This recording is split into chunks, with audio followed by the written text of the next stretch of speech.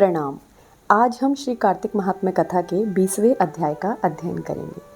इससे पूर्व 19वें अध्याय में वर्णन है कि किस प्रकार वृंदा ने भगवान विष्णु के मायावी रूप को जानने के पश्चात अग्नि में प्रवेश कर लिया और मुक्ति को प्राप्त किया। इससे आगे का पठन अब हम करते हैं। ओम नमो भगवते वासुदेवाय। राजा पृथु ने पूछा, हे देवर्षि नारद, इसके पश्चात युद्ध में क्या हुआ तथा वह दैत्य जलंधर कैसे मारा गया? कृपा कर अब उस अद्भुत कथा को मुझसे कहिए।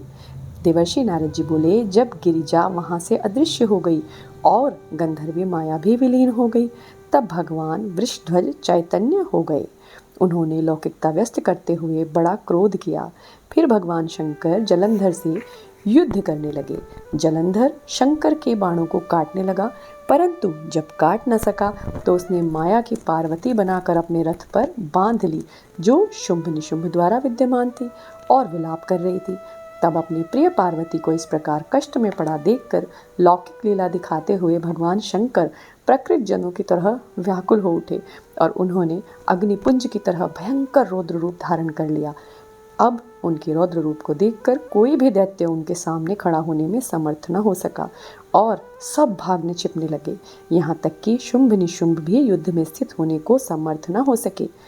जलंधर की सारी माया क्षण मात्र में नष्ट हो गई। संग्राम में चारों ओर हाहाकार होने लगा। शिवजी ने उन भागते हुए शुंभ और निशुंभ को शाप देकर बड़ी धिक्कार दी और उनसे कहा, तुम दोनों बड़े दुष्ट हो, तुमने मेरा बड़ा अपराध किया है। तुम पार्वती को मारते थे और अब युद्ध से भागते हो। भागते को मारना पाप है, इसलिए अब तो मैं तुम्हें न मारूंगा, परंतु गौरी तुम्हें अवश्य मारेगी। शिवजी के ऐसा कहने पर समुद्रपुत्र जलंधर क्रोध में अग्नि के समान प्रज्वलित हो उठा। उसने शिवजी पर घोर बाण वर्षा कर पृथ्वी पर अंधकार कर दिया। तब उस दैत्य की ऐसी चेष्टा देखकर भगवान शंकर बड़े ही क्रोधित हुए और उन्होंने अपने चरण गुप्त से बनाए हुए सुदर्शन चक्र को चलाकर उसका सिर काट लिया।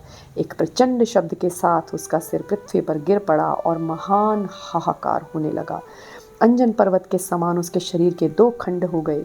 उसके रुधिर से संग्राम भूमि व्याप्त हो गई, सारी पृथ्वी विवल हो गई। शिव आज्ञा से उसका रक्त और मांस महागौरव में जाकर रक्त का कुंड हो गया तथा उसके शरीर का तेज निकलकर शंकर जी के शरीर में वैसे ही प्रवेश कर गया जैसे कि वृंदा का तेज गौरी जी के शरीर में प्रविष्ट हुआ था।